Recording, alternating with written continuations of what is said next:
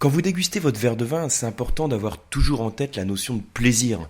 Malgré en fait toutes les méthodes que je fais en sorte de vous transmettre, toutes les connaissances sur le vin, même toutes les formations que vous pouvez suivre, tout ce qu'on fait, c'est toujours dans une optique de décupler le plaisir que l'on peut avoir à déguster. En fait, l'effort pour développer ces connaissances, ça permet, pour reprendre Dali, de mieux goûter des secrets, d'être plus dans une optique de découverte, d'apprentissage. Et autour de ce plaisir du vin, je dirais qu'il y a 3 facteurs principaux qui contribuent à y prendre du plaisir. Donc déjà, c'est d'avoir un environnement qui soit adapté à la dégustation. Donc l'environnement adapté, j'en avais parlé déjà la dernière fois quand je vous parlais des conditions qu'il faut respecter pour bien déguster. Mais c'est également les gens avec lesquels vous allez partager la bouteille. Tout ça, ça fait partie du plaisir du vin. Il y a un autre facteur qui contribue au plaisir du vin, c'est vous, donc c'est votre palais, c'est les types de vin, les types de saveurs, les types d'arômes que vous appréciez en fonction de vos habitudes alimentaires, en fonction de votre culture, et c'est des choses qui peuvent évoluer autour du temps. Et l'autre facteur qui contribue aussi au plaisir de la dégustation, c'est quand même le vin lui-même, donc ses qualités intrinsèques. Donc ça, c'est 3 facteurs, l'environnement, donc vous, votre palais, et le vin, qui contribuent au plaisir de la dégustation. Et ce que je voulais vous dire dans ce podcast, c'est que la première chose qui ne va pas contribuer au plaisir apporté par le vin, alors c'est une phrase un peu lourde que je viens de vous dire, donc la première chose qui fait que le vin ne va pas vous procurer du plaisir, c'est quand le vin a un défaut. Et c'est pour ça que c'est important en dégustation d'apprendre à connaître, à reconnaître les principaux défauts que vous pouvez avoir dans votre verre de vin. Alors vous connaissez tous, c'est le plus connu, le défaut qu'on appelle le goût de bouchon. Mais ici, je vais vous parler surtout de tous les défauts qui sont liés à l'influence de l'oxygène. Donc soit il manque de l'air, soit il y en a trop. Je vous en ai parlé récemment dans un article, si vous l'avez vu, des différents stades de l'oxydation. Donc je voudrais vous développer un petit peu ça ici, mais également vous parler ensuite de la réduction, qui est le contraire de l'oxydation. Donc on va faire ça de manière très simple et très pratique, de manière à ce que la prochaine fois que vous avez un verre de vin entre les mains qui a un défaut qui est lié à l'oxydation ou à la réduction, que vous soyez capable de l'identifier sans souci. Alors la première chose qu'il faut avoir en tête, et que vous connaissez peut-être parce que je vous en ai déjà parlé à plusieurs reprises, c'est que le vin en fait c'est un produit vivant qui évolue dans votre cave, et dans votre cave il respire, entre guillemets, il respire, c'est-à-dire que son nez, son organe de respiration, c'est le bouchon. À travers le bouchon, il y a des échanges gazeux qui se font à l'intérieur, dans votre cave, et donc le vin va évoluer. Et il faut avoir en tête que votre vin, en fait, dans votre cave, il suit en quelque sorte une courbe en cloche. Donc en abscisse, l'axe horizontal, c'est le temps, et en vertical, c'est la qualité du vin. Donc là, un podcast audio, il faut avoir un peu d'imagination. Vous imaginez une courbe comme ça. Donc la courbe en cloche, ça veut dire qu'il y a un moment où le vin s'améliore, il se bonifie dans votre cave. Ensuite, il arrive à un apogée, donc c'est là où il est au top, où il faudrait toujours le déguster. Et ensuite, il décline. Donc ça fait une courbe en cloche comme ça. Cette courbe en cloche, elle prend quelques années. Ça peut être 2 ans, 3 ans, ça peut être 15 ans, 20 ans, en fonction du type de vin. Et cette courbe, elle est permise, entre autres facteurs, et principalement par l'influence de l'air. Vous savez, donc je cite souvent cette citation qui n'est pas du tout de moi, qui dit « c'est par l'influence de l'air que le vin vieillit », c'est de Pasteur. Ça veut dire que le vin, avec cette oxygénation modérée, va pouvoir évoluer en couleur, en arôme et en propriétés gustatives. En termes de palais, vous allez aussi avoir une évolution d'acidité, de tanin, etc. Bien, alors ça veut dire que l'air est nécessaire pour l'évolution du vin, mais il ne faut pas qu'il y en ait trop, ou il ne faut pas qu'il y en ait pas assez. Alors, quand il y en a trop d'air, on parle d'oxydation, et ça crée certains types de défauts dans le vin que vous allez trouver principalement au nez. Et quand il n'y a pas assez d'air, on parle de réduction. Alors, pour vous parler un petit peu de la réduction, quand le vin ne respire pas suffisamment, ça vous est peut-être déjà arrivé de retrouver dans votre verre de vin des arômes un petit peu de moisi, de renfermé. Alors, faut pas le confondre avec le goût de bouchon parce que c'est parfois assez proche, en tout cas je le vois en dégustation, que parfois il y a certains dégustateurs qui confondent les notes de réduction et le goût de bouchon, parce que le goût de bouchon, ça fait penser aussi à une odeur un peu de moisi, de carton mouillé. Alors c'est pas exactement la même origine, parce que le goût de bouchon, vous savez, c'est apporté principalement par le développement d'une molécule qu'on appelle le TCA. Alors accrochez-vous pour le nom, c'est le trichloroanisole.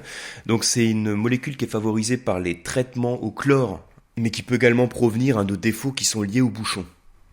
Quand vous avez un goût de bouchon dans un vin, vous pouvez faire tout ce que vous voulez. En général, vous n'arriverez pas à faire partir cette odeur, hein, ce goût de bouchon, c'est un défaut. Alors que par contre, cette réduction légère, hein, ce côté renfermé, en général, quand vous aérez votre verre de vin, vous allez faire partir cette odeur de renfermé. Donc quand c'est avant la mise en bouteille, le vigneron, c'est en faisant des sous-tirages. Donc sous-tirage, hein, ça veut dire qu'il va en fait changer de cuve, hein, changer de contenant pour aérer son vin. Mais vous, au stade de dégustateur, ce que vous pouvez faire, c'est mettre le vin en carafe. Donc les carafes avec un fond qui est très large.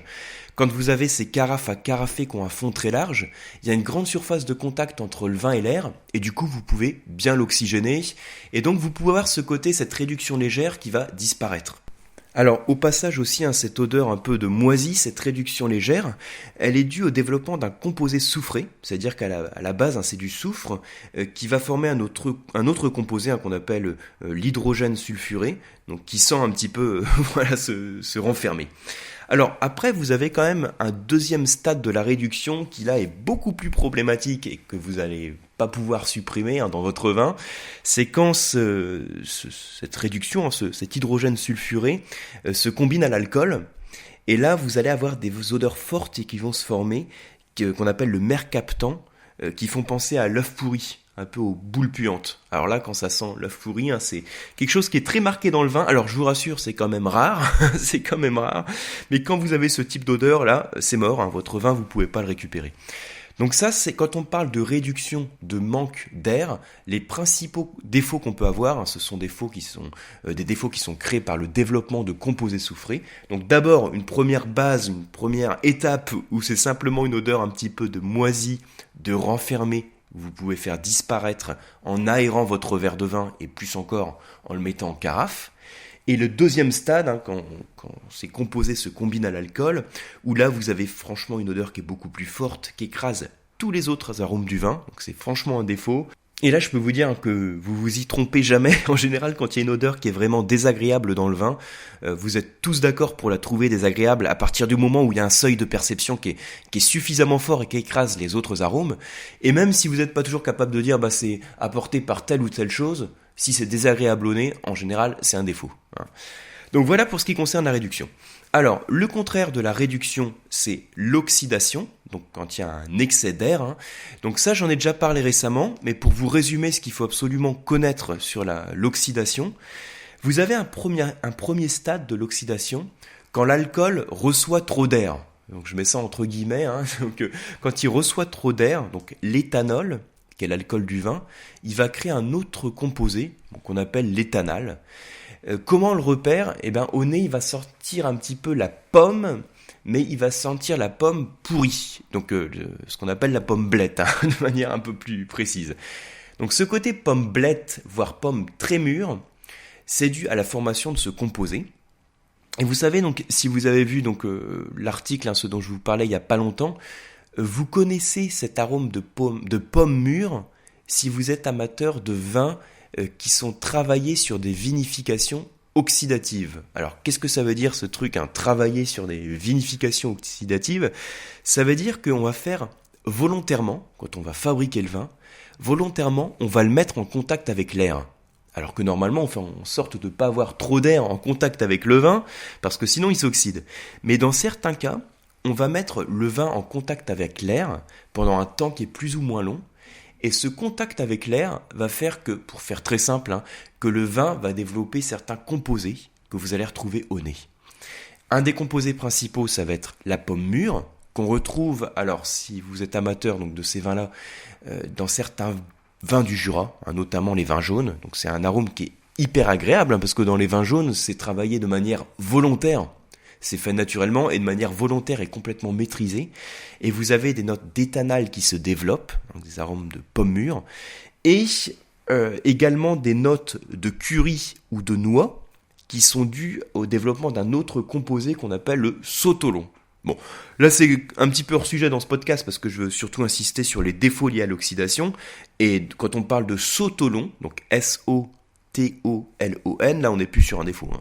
C'est un truc qui est quand même très, très marqué, très spécifique, ça écrase les arômes fruités, donc vous avez plus que ça au nez souvent, mais on n'est absolument pas sur un défaut du vin. On est sur quelque chose qui est maîtrisé et qui est très spécifique à ce vin. Donc là, pour revenir, le premier stade, quand vous avez votre vin qui s'oxyde, vous avez ces notes de pommes pourries qui peuvent se développer. Et sachez que vous pouvez également les retrouver, ces notes d'éthanal, si vous avez une bouteille dans votre cave donc qui vieillit pendant quelques années et que vous avez peut-être trop d'air qui vient en contact avec votre vin, donc une oxydation trop importante, et vous avez ces notes d'éthanal qui vont se développer. Ça peut même arriver si vous avez une bouteille qui est ouverte depuis quelques jours, que vous allez déguster jour après jour. Vous allez constater une évolution du vin, donc à chaque étape de la dégustation. Et en termes olfactifs, vous allez pouvoir également retrouver éventuellement des notes de pommes très mûres. Le terme qu'on va utiliser pour qualifier cette oxydation, c'est ce qu'on appelle lévent, donc E-V-E-N-T, lévent. Alors, je répète, on peut le trouver de manière volontaire quand le vin n'est pas houillé. Donc le terme houillé, ça veut dire que vous n'allez pas remplir le fût au fur et à mesure de l'évaporation du vin. Quand le fût se vide naturellement, on va à chaque fois le compléter pour faire en sorte que le vin ne soit pas trop en contact avec l'air. Et justement, dans les vins qui sont travaillés de manière oxydative, on fait en sorte de ne pas houiller le fût. Le houillage, c'est le fait de rajouter du vin pour pas qu'il soit en contact avec l'air. Bien, alors il y a un autre stade quand même, après les vents, c'est quand vous avez des bactéries qui vont attaquer l'éthanol, donc ce sont les bactéries acétiques, qui vont transformer le vin en vinaigre. Donc c'est le destin de tout vin de se transformer en vinaigre. Les bactéries acétiques vont transformer donc l'éthanol en acide acétique, c'est-à-dire qu'il va y avoir de moins en moins d'alcool et de plus en plus d'acidité dans le vin. C'est une acidité qui est très aigre. Et à chaque fois, je donne l'exemple, si vous avez une bouteille de vin, donc c'est un exercice qui est très sympa et très pédagogique à faire. Vous avez une bouteille de vin que vous ouvrez, vous la dégustez, vous faites votre fiche de dégustation. Le lendemain, ça peut même être avant, le soir même, si par exemple vous avez dégusté le vin le matin, donc peut-être pas au petit déjeuner, mais peut-être avant le repas du midi par exemple, quand vous avez les sens qui sont vraiment à l'affût, vous dégustez votre verre de vin, vous le laissez s'oxygéner, respirer pendant la journée, le soir vous le dégustez à nouveau, donc le vin s'est oxygéné et il a évolué, et ensuite quand vous le dégustez au bout de 2 jours, voire 3 jours, au bout d'un moment en bouche vous allez percevoir une acidité qui est beaucoup plus vive, c'est le développement de l'acide acétique. Donc là, on parle de piqûre acétique. Donc si le premier stade c'était l'évent, là ce sera la piqûre acétique. Et il y a un autre stade aussi, c'est quand vous sentez dans votre vin une odeur de vernis à ongles ou de colle. Donc là vous utilisez le référentiel qui vous parle le plus, si ça vous fait penser plutôt à de la colle, à du solvant, à du vernis à ongles. Dans tous les cas, c'est quelque chose qu'on appelle l'acécence. Donc ça s'écrit A-C-E-S-C-E-N-C-E. C'est ça qui est bien dans les podcasts audio, c'est que des fois il faut avoir un petit peu d'imagination donc pour se représenter les schémas ou certains termes un petit peu techniques. Donc le principe de l'acécence, c'est que vous avez votre vinaigre qui est combiné à l'alcool, c'est-à-dire qu'il reste encore de l'alcool, et votre vinaigre, donc votre acide acétique se combine à l'alcool, et va créer un composé, alors on l'appelle l'acétate d'éthyle, si ça vous intéresse de connaître le mot, donc acétate d'éthyle, qui sent le solvant. Donc voilà, donc quand vous avez cette odeur dans votre verre de vin, dans votre bouteille, c'est pas bon signe. C'est que vous avez un développement d'acide acétique, donc de vinaigre, qui s'est combiné à l'alcool et qui crée l'acécence. Donc voilà les différents stades à connaître quand on parle d'oxydation ou de réduction du vin. Je répète que tous les phénomènes d'oxydoréduction, c'est eux qui permettent au vin d'évoluer, mais point trop n'en faut. Et donc quand vous avez trop de réduction, vous avez le développement soit de la réduction légère, ce qu'on peut appeler la réduction modérée, qui est l'odeur de renfermé qu'on peut faire disparaître en l'aérant. Un stade plus avancé, c'est quand vous avez l'odeur de mercaptan ou d'œuf pourri, où là c'est mort. Et ensuite, pour l'oxydation, vous avez donc le premier stade qui est l'évent, avec son odeur de pomme mûre, voire pomme blette. Vous avez ensuite l'odeur de vinaigre, donc le vin se convertit en vinaigre, on parle de piqûre acétique. Et ensuite, vous avez aussi cette odeur de colle, de vernis à ongles, qu'on appelle l'acécence. À chaque fois, donc tout ça, ce sont des défauts qu'on peut retrouver dans le vin. On constate en général que quand vous avez un défaut qui est très léger, c'est presque parfois en dessous du seuil de perception qu'on peut en avoir. On ne le détecte même pas comme un défaut, hein. Donc c'est vraiment toujours une question d'équilibre.